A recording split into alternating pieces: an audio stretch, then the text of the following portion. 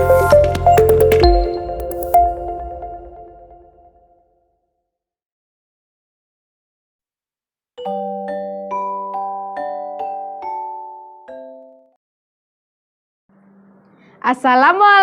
warahmatullahi wabarakatuh. Selamat pagi anak-anak, apa kabar? Alhamdulillah luar biasa, Allahu Akbar.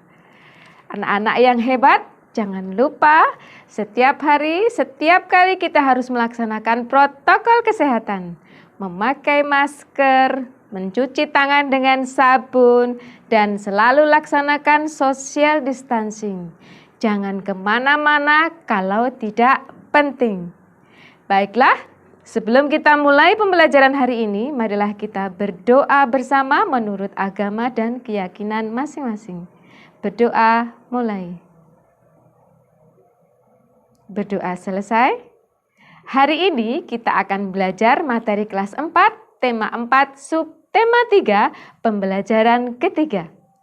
Tujuan pembelajarannya adalah yang pertama, setelah berdiskusi, siswa mampu menyebutkan pentingnya pemanfaatan dan mengkomunikasikan contoh kegiatan pemanfaatan sampah sebagai upaya menjaga kelestarian sumber daya alam dalam kehidupan sehari-hari dengan detail.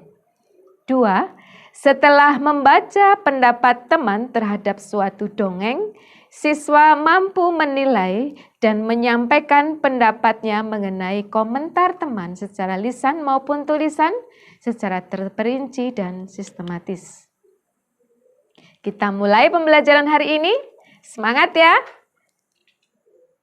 Pekerjaan ibu temanku adalah pengrajin cenderamata dari barang-barang bekas. Kita akan belajar tentang hal itu. Ingin tahu lebih lanjut tentang pekerjaan itu?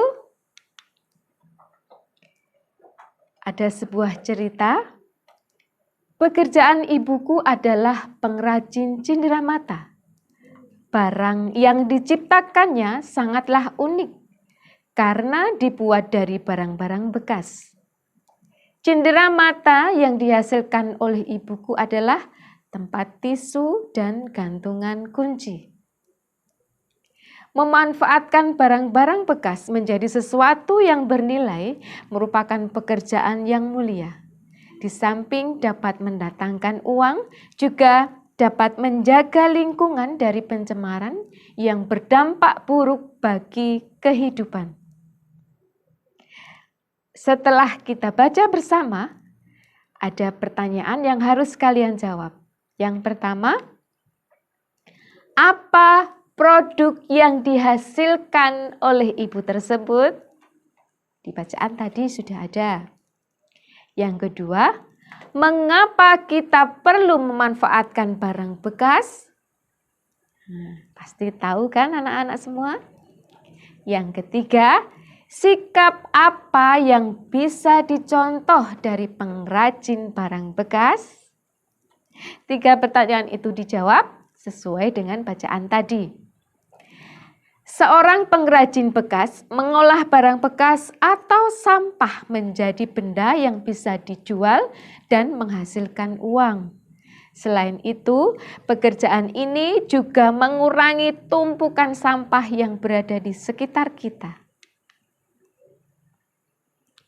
Sekarang setelah kalian jawab tadi, kita baca teks berikut.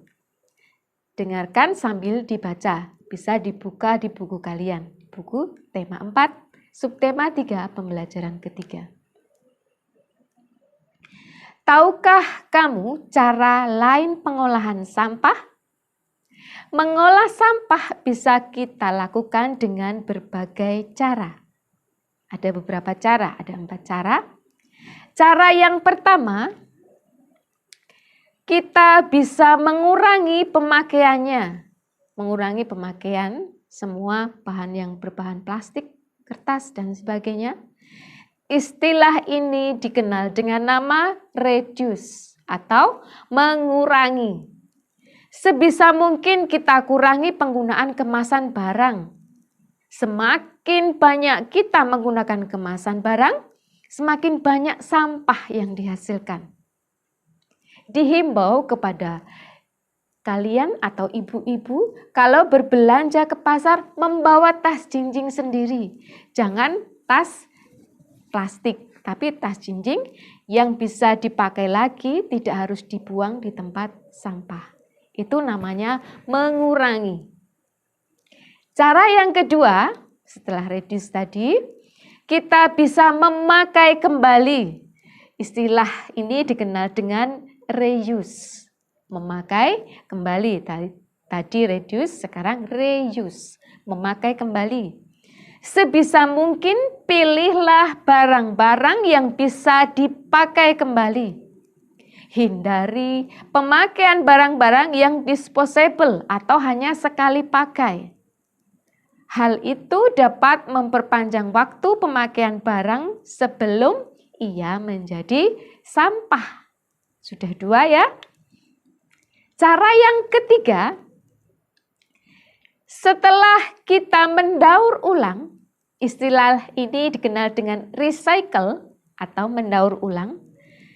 Sebisa mungkin barang-barang yang sudah tidak berguna lagi bisa didaur ulang. Tetapi tidak semua barang bisa didaur ulang. Namun saat ini sudah banyak industri yang memanfaatkan sampah menjadi barang lain. Didaur ulang. Cara yang keempat, kita bisa mengganti ulang. Istilah ini dikenal dengan replace atau mengganti.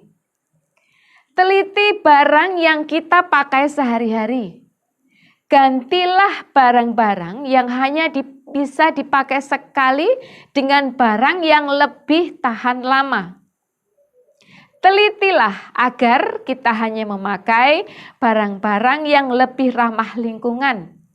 Misalnya seperti tadi, ganti kantong kresek dengan keranjang bila berbelanja, baik berbelanja di toko maupun berbelanja di pasar tradisional. Sudah paham anak-anak? Ada berapa tadi? 4 cara mengolah sampah. Ada reduce, reuse, recycle, dan yang terakhir replace. Paham ya? Ada 4 cara. Selanjutnya, dari bacaan tadi, membaca teks bersama tadi, kalian Ibu minta untuk membuat peta pikiran berdasarkan bacaan tadi. Seperti ini contohnya. Mengolah sampah ada beberapa cara tadi. Berapa? Ya, 4. Ada 4 cara. Nih, ada 4 kolom. Silahkan diisi di situ apa yang sudah dibaca tadi di teks sebelum ini. Oke, kita lanjutkan. Mengolah sampah termasuk adalah kegiatan melestarikan sumber daya alam. Karena kita menggunakan barang-barang bekas. Sekarang perhatikan di lingkungan kalian. Adakah barang bekas yang bisa kalian gunakan untuk mengolah menjadi barang yang lebih berguna? Bisa ya?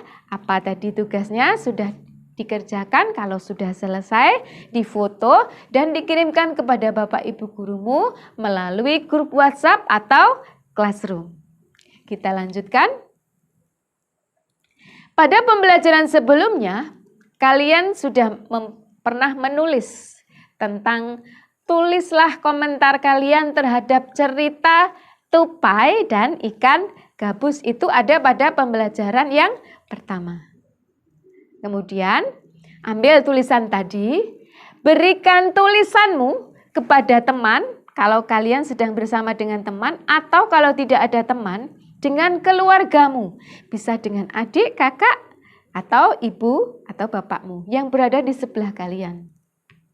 Kemudian, biarkan teman atau keluargamu memberikan komentar terhadap tulisan kalian. Tadi tulisan kalian adalah komentar terhadap cerita tupai dan ikan gabus. Sekarang, biarkan temanmu atau keluargamu memberikan komentar tentang tulisanmu tadi. Kalau kalian bersama dengan temanmu, bacalah tulisan tadi yang dari keluargamu yang sudah memberikan komentar terhadap tulisan kalian. Yang keempat, kalau memang ada yang harus diperbaiki dari komentar kalian, silahkan diperbaiki.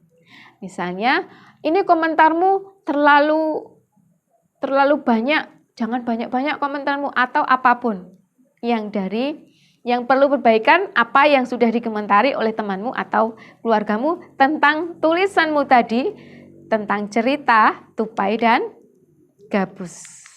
Bisa? Paham belum?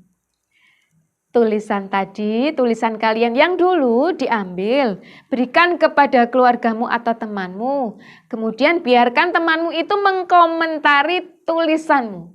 Setelah itu baca tadi komentar dari keluargamu, dan memang kalau ada yang harus diperbaiki, silahkan diperbaiki.